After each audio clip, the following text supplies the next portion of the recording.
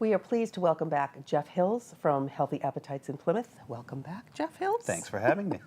Again, here we are. And now it is January, and it is the season of, I'm going to have resolutions this year. So tell me about what you see about people with their New Year's resolutions. Well, there's always the general, I'm just going to get healthy this year resolution where people come in and they want to get a multivitamin or a probiotic or fish oil or add something to the regimen that they weren't doing before or start a regimen that they didn't have before. Of course, the big thing's always going to be weight loss. Everyone wants to get in better shape. Right. So we sell a lot of supplements for that. And I think people have a lot of success with it. There's no magic pill. If there was, Right. you know, everyone would be taking it. But Sure. there really isn't something that's magic. There's things that will help. Sure. You know, we recommend things that are safe. I think there's a lot of stuff on the market that maybe isn't so safe. Right. People and may this recall. time of year, you see an awful lot of ads for those lose 30 pounds in 20 days. The thing, the ads I find the most amusing are if your stomach gets too flat from this supplement, you can always cut the dose in half. Yeah, I assure you won't have that problem. Watch out for those things. Yeah, right, I don't think that's right. going to happen for most people with these magic pills that they're selling on the radio. So when people come in for weight loss, it's a new year, it's January, I really want to lose weight this year. Do you counsel them to not only take the supplements that you believe they need, but also the exercise part of it? The exercise part and the supplement part are the smallest parts. It's mostly diet. Okay. I mean, you can diet and not exercise and lose weight, but it'd be very hard-pressed to exercise and not diet and lose weight. Right. So diet is the key thing. I think it's about probably 80% of whether you're going to get in shape or not. You absolutely should exercise as well. Right. You know, I'm a big fan of weight-bearing exercise. I think that's a huge thing. If you build muscle, muscle burns fat. Right. So if you get in better shape through weight training, you're going to burn more calories Right. at rest than you would if you didn't have that Right. muscle. Right. I'm a big fan of watching your carbs. I think carbs are the thing that make people fat. Fat is not the thing that makes people fat. Right. Right. So you really have to watch your carbs. Right. And how do you help people go between the, you know, fat is a bad, sugar's bad, carbs are bad. So then you have people that don't want to have any of anything. What is there a happy medium somewhere? You know, you can be so extreme. Yeah. You know, I've been through periods, you know, myself where I cut carbohydrates almost completely out of my diet. Right. You know, I tried to keep it under 10 grams of carbs a day. Yeah. Which is a really low number. Yes. Very difficult to do. And it's very hard to maintain. Yes. And you're not very happy. Right. So, So is it worth it? No. I think if you can limit the garbagey carbs, you know, you don't want French fries Right. and you don't want, you know, things from, you know, any number of the chain restaurants. Right, right. You want to limit that sort of stuff. And you want to limit your, you know, your sweets, candy, things like that. Right. If you're someone with a sweet tooth, it's very hard to lose weight. Yeah. Because you're going to gravitate towards the things that are just your worst enemy. Right. So I think that if people can find something where they're happy Right. and they get some little bit of weight loss that's a kind of a consistent thing, Yep. you don't have to drop 30 pounds in a month. Right. Right. You know, I've done that before. Yeah. It's not easy. But you gain it back. And you don't gain it back. Yeah. I think if you can get an incremental weight loss Yep. with a diet that you're happy with, Right. it's not ruining your life, Yep. then I think that's what you should gravitate towards. Exactly. And there's lots of them out there. And I think you just have to try. Right. and Find see out what's what right diet for you. works for you. Yep. Yep. You know? 'Cause everybody's different. A big issue that comes around, especially this time of year, is seasonal affective disorder, or known as SAD. Yes. Talk to me about that.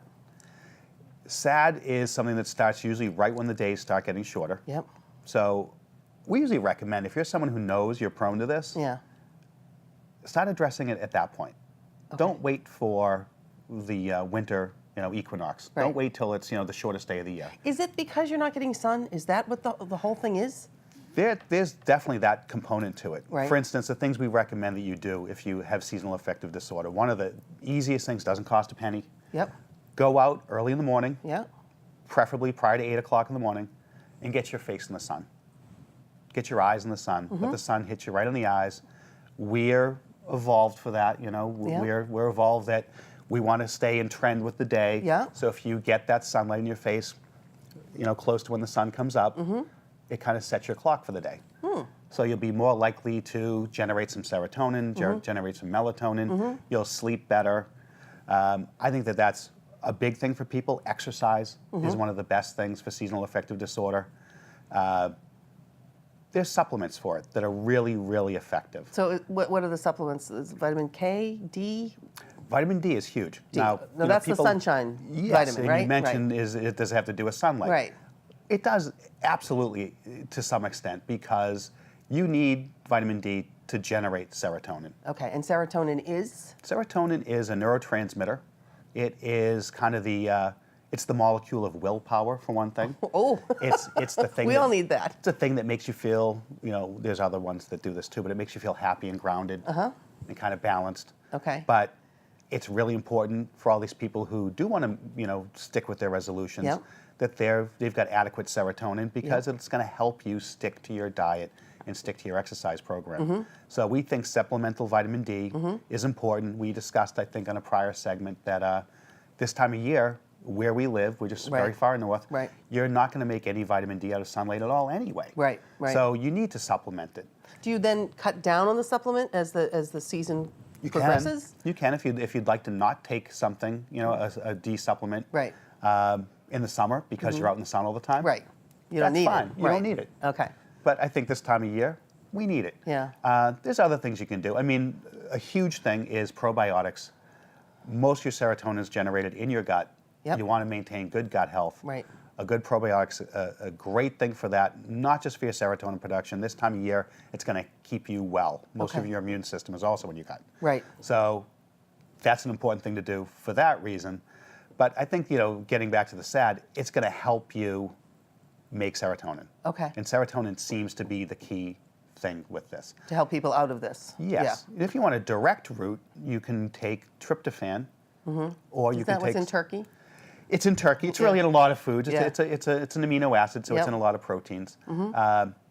I think that if people take that, it's going to convert.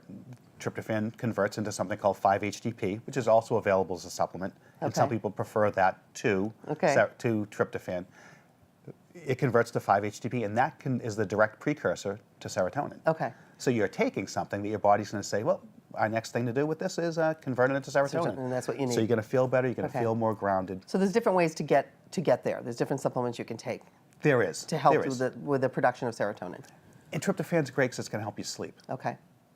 Now, Great. oddly enough, I mentioned the sunlight thing. Yes. If you take, one of the things that sunlight thing does is it helps you make melatonin. Right. Oddly enough, if you take supplemental melatonin, it doesn't seem to help SAD. Oh, okay. So you can't go right to it. You gotta do it have your naturally. body help. Help Exactly. you. Now, a lot of us work all day long in an office building, and we don't ever go out. So no matter what time of year it is, we're not getting enough sun. Is that ever an issue?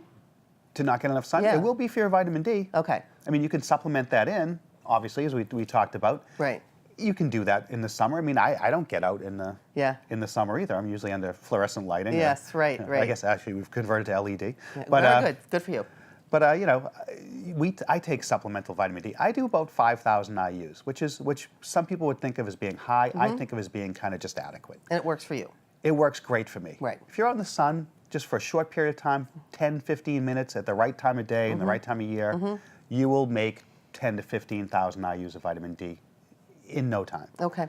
And the one other thing that I want to ask you about in the last minute or so that we have is sleeping, not being able to fall or stay asleep. What kind of natural things can you use to help with that? Because I know this time of year especially, a lot of people have, it seems, more stress. I don't know why. Could be the time of year. It could be the time of year. It could be the whole thing. It's in the whole new year. But what supplements can you take to help you fall asleep and stay asleep that isn't a sleeping pill? Well, I just mentioned melatonin. Yes. Melatonin's the stuff that you will secrete anyway when it's time to go to bed. Yep. It's the thing that tells your body, hey, it's time to go to sleep. Yeah. It doesn't obviously just knock you out. Right, Otherwise, right. you'd secrete some melatonin and fall over.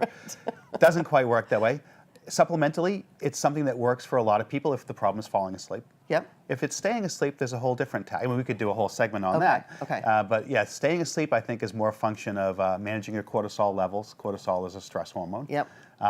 And maybe generating a little bit more of the neurotransmitter GABA, which kind of calms your brain and your body. Okay. So I we'll have think to that cover this on another show. It's a whole nother show. Yeah. Okay.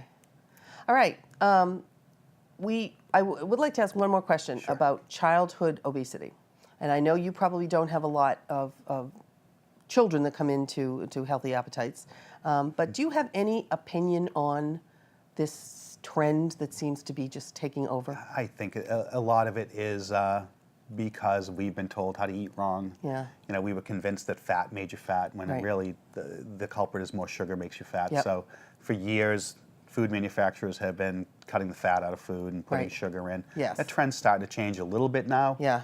But with that being said, we eat too much sugar. Yep.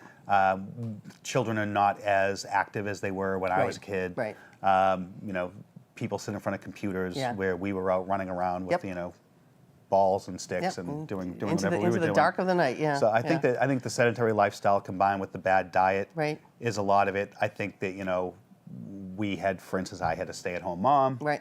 I think people maybe Yeah. don't do that. Maybe they, Right. they feel like, you know, we have to compensate for the fact I'm not there all the time by Yeah. Yeah. giving, yeah. You have this. Yeah. giving little Bobby a brownie, you Yeah, know, and yeah. maybe that's not the best way to go. But I No. think there's a lot of factors, but bad food Yep. and lack of So exercise. starting early, let's eat right, let's get exercise, let's listen to our bodies, let's treat our bodies like the temples that they are. And we'll follow up on this next time. All right, sounds Okay. good. Thank you very much to Jeff from Healthy Appetites.